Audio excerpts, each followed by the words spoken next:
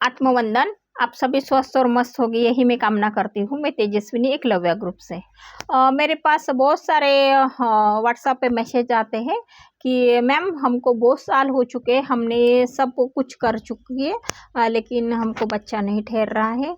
और उसके अकॉर्डिंग आप कुछ सजेशन बताइए या आकाशिक रीड करके बताइए। जब मैं आकाशिक रीड करती हूँ तो उनके रिजल्ट बेस्ट आते हैं। कुछ प्रॉब्लम आए तो वो भी वहाँ पे बताया जाता है कि आकाशिक में अपने पिछले जन्म में क्या कर्मा किए, उसके हिसाब से कर्मा का वहाँ पे सॉल्यूशन होता है। और बहुत से लोगों को बच्चे भी हैं, तो इससे बढ़िया क्या बात होती है। और किसी किसी को पैसे नहीं होते हैं या आकाशिक रिकॉर्ड नहीं देखना चाहते हैं, तो उसके लिए मैं आज सीधे सीधी जो सिंपल टेक्निक है वो मैं ज़रूर बताऊंगी और इससे हज़ारों लोगों को फ़ायदा होगा, ये मैं जानती हूँ। तो देखिए, बच्चा ना ठहरने के दो कारण होते हैं कि हम जब शादी करते हैं तो शादी के वक्त हम घर लेना चाहते हैं, गहने लेना चाहते हैं या कुछ वक्त दोनों बिताना चाहते हैं, तो इसी वजह से शादी के बाद बच्चे ना ठहरना, ना रखना। तो ये पहला रीज़न होता है कि जैसे हमारा मन, जैसे अवचेतन मन बोलते हैं ना, तो वो सुनता है और फिर वही कंटिन्यू करता है कि अभी नहीं चाहिए, अभी नहीं चाहिए। तो उसके अकॉर्डिंग वो बच्चा ठहर नहीं पाता, ये बात पहले हमने देखी है।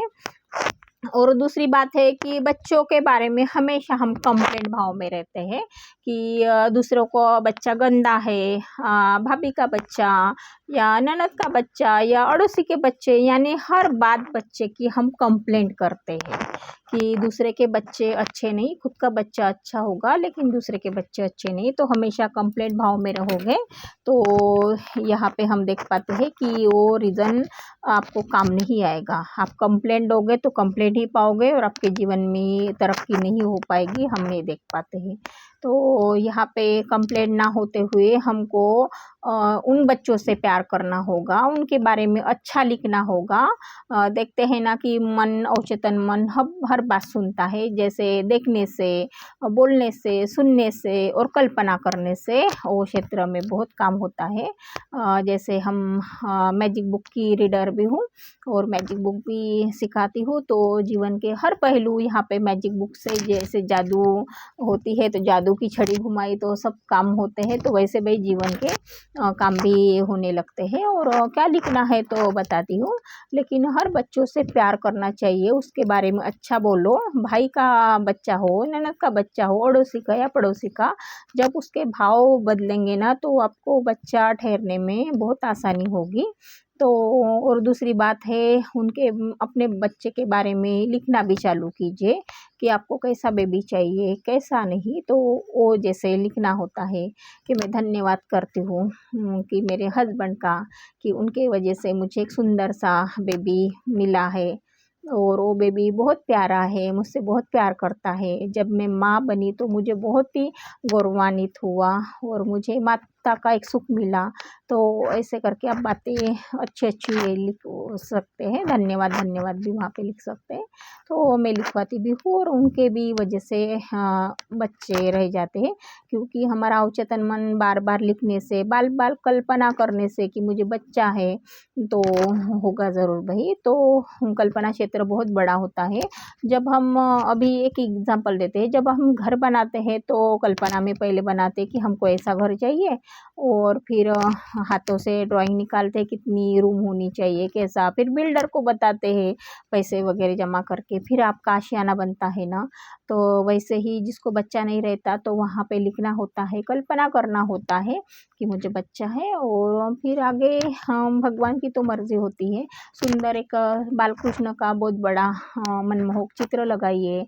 और हम एक वहाँ पे एक टूल भी देते हैं, तो इस सीक्रेट में आज इस बात पे शेयर करती हूँ कि देखो लड़का या लड़की, हाँ हाँ, दोनों में फ़र्क कहाँ पे डॉक्टर को पता चलता है ना, कि जब देखते हैं कि लड़का है या लड़की, डॉक्टर ही बताते हैं कि हाँ भाई, उनके जेंडर देख के बताते हैं कि आज ये लड़का है या लड़की।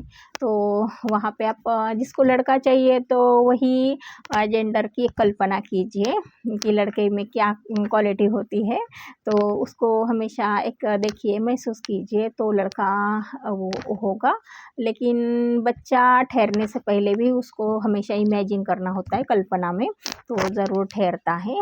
जैसे हम पेमेंट लेके ही किसी से लिखवाते हैं या कुछ बातें उनको बताते हैं, लेकिन बहुत लोगों के इशू और प्रॉब्लम आ रहे हैं।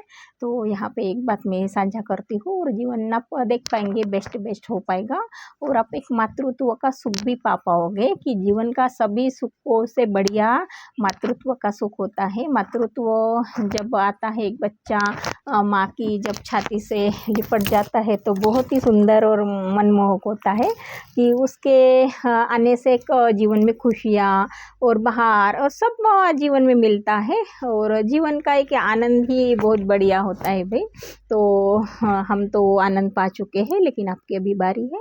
लेकिन किसी के कंप्लेंट भाव मत रखिए कि किसी का बच्चा गंदा आए। तो भगवान ने एक लीला बनाई है कि छोटा सा शिशु, तो शिशु कितना सुंदर और मनमोहक होता है।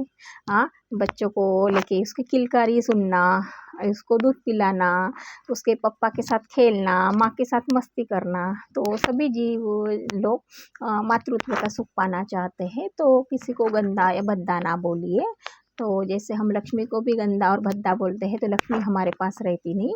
आप जितना कंप्लेंट करोगे उससे आपकी चीज़ें वो दूर होंगी।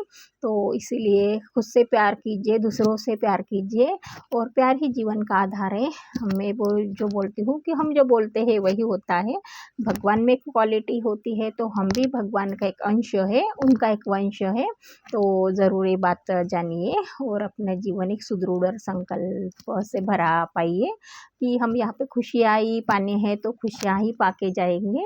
मैं हमेशा एक लाइन बोलती हूँ, भगवान ऊपर भी है, भगवान नीचे भी है, तो हम भगवान ही को ढूंढते रहेंगे तो जीवन के सुख भी हमको पाना है, और आनंद ही भी यहाँ पे जीने आए हैं, तो आनंद एक जी के जाइए। और आनंद के बिना जीवन अधूरा होता है, नहीं तो हम भाई हिमालय में तपश्चर्या नहीं करने लगते। तो ये बात ज़रूर जानिए और जीवन सुखी और संपूर्ण बनाइए। धन्यवाद।